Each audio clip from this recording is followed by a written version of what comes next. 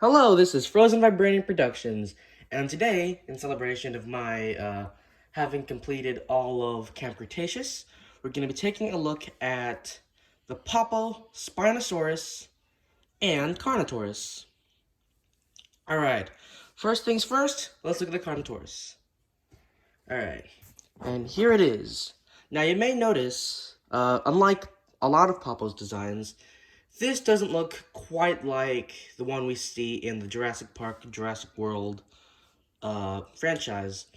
Well, this is because this figure was actually made and sculpted before those movies came out, and is more modeled after the actual, scientific recreations of the dinosaur. Which, since they're both based on this, since the design for that Carnotaurus in the movie is based off the same thing, they should be pretty close. Aside, of course, the paint. But yeah, here it is. Now, speaking of the paint, yeah, it's very good. It's flesh tone colors with like some stripes down the back. A lot. The feet are really good on all these Papo figures. You can see these lines here. The toes and the claws on the toes look very nice, very well detailed. The underside looks pretty good. There's a little, let me zoom in right there. There you go. Little, copyright stuff going on right there. And the face, here's the face. Looks pretty good. Yeah. You can tell the eyes, they're very nice. And in the mouth, that's alright, Not much you could do with a mouth, really, I guess. Maybe except for add a little gloss, but not really complaining about that. And yeah, here are the horns and everything. And yeah, that's it. Sculpting is also, really good. They really well captured the face.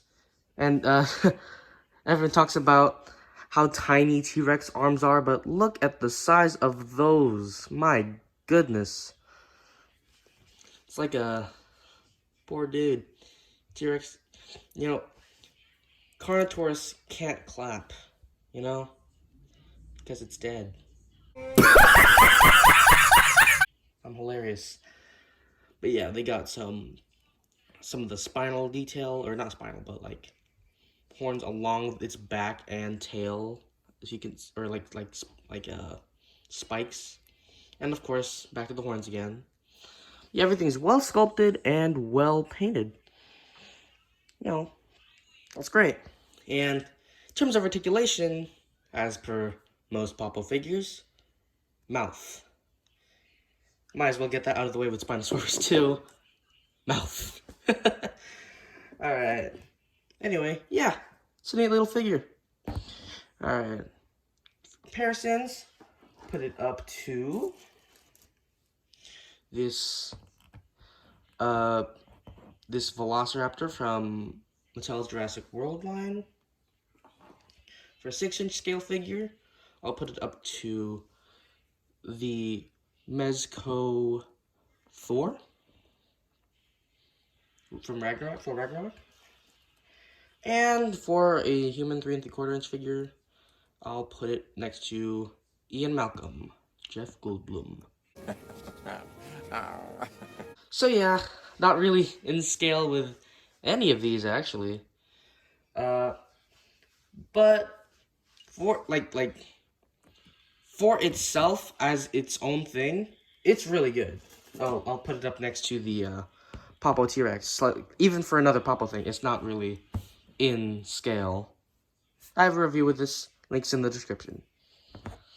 Alright, next up, Papo Spinosaurus. Unlike the Carnotaurus, this one actually is modeled after the Jurassic Park 3 Spinosaurus. But, of course, colors changed, It doesn't have, let me just put it off the side right now. It doesn't have those vibrant colors all throughout the spine and and the line going down there, and like the reds and the grays from the Jurassic Park 3 Spinosaurus. But one thing it does have, all the sculpt work.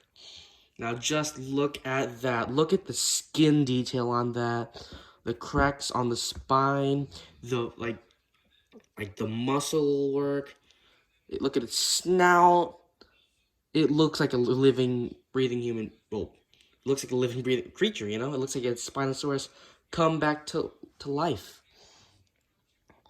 Look at those wrinkles. Look at the feet. Look at those grippers.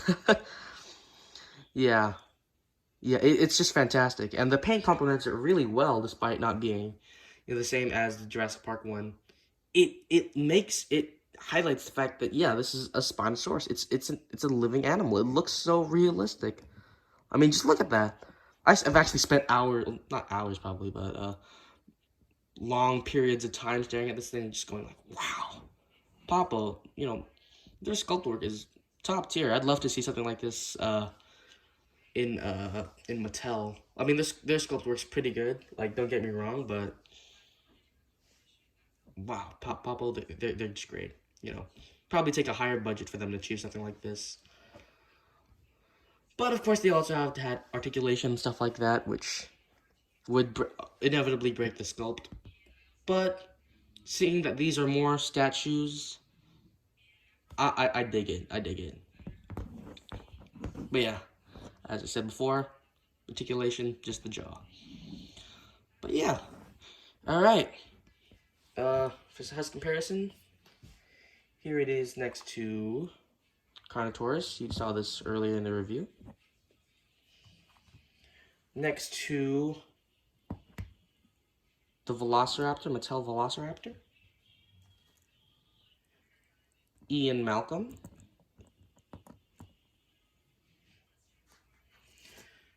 Thor Ragnarok. Let me get his cape out of the way. Oops.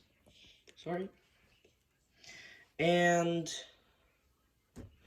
get these guys out of the way. Oops. Uh-oh. And Papo Tyrannosaurus Rex. Apologies for my tripod falling. I didn't exactly have the best setup. Let's carry on with the review. The Papo Tyrannosaurus Rex. It scales really well with this, honestly. The only thing is the Tyrannosaur is in its iconic pose from the end of the first Jurassic Park, so you're not really going to be able to get good battle pose with this. You're not going to get, but it still does look. They do look very nice next to each other, And if you do want more of a dynamic pose between the Spinosaurus, I would suggest getting the running T-Rex. But yeah, that has been my review of the Papo Spinosaurus and Carnotaurus. So yeah, like, comment, and subscribe. See you next time. Bye-bye.